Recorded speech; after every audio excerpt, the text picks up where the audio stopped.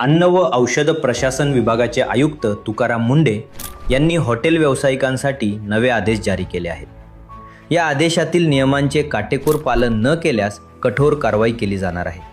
मग काय आहेत आदेश? चला जाणून घेऊया। तर यावेळी मुंढे म्हणाले, मी 23 जूनला एक आदेश पारित केला आहे, जो हॉटेल, रेस्टॉरंट यांच्यासाठी असून त्यांच्यासाठी बंधनकारक आहे। हा आदेश ग्राहकांच्या आरोग्य संरक्षणासाठी एक ऐतिहासिक निर्णय आहे। आमच्या विभागाने राबवलेल्या विशेष मोहीम आणि सर्वेक्षणात गंभीर त्रुटी आढळल्या आहेत, ज्यात अस्वच्छता, वापरलेला खाद्यतेलाचा परत वापर, तापमान नियंत्रणात त्रुटी, दर्जाहीन साहित्याचा अन्न पदार्थाचे पॅकेजिंगसाठी वापर यासह पिण्याचे सुरक्षित पाणी उपलब्ध नसणे। यामुळेच आता हे आदेश पारित केल्याची माहिती त्यांनी दिली।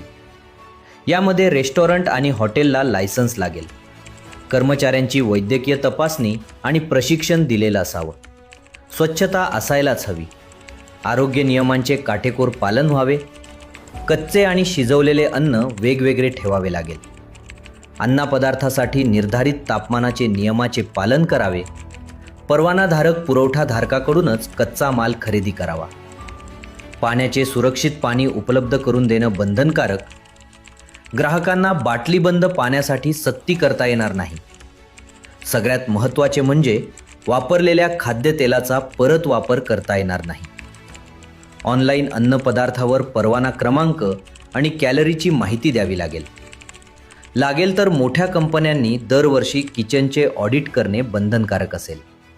तुम्हाला याबद्दल काय वाटतं?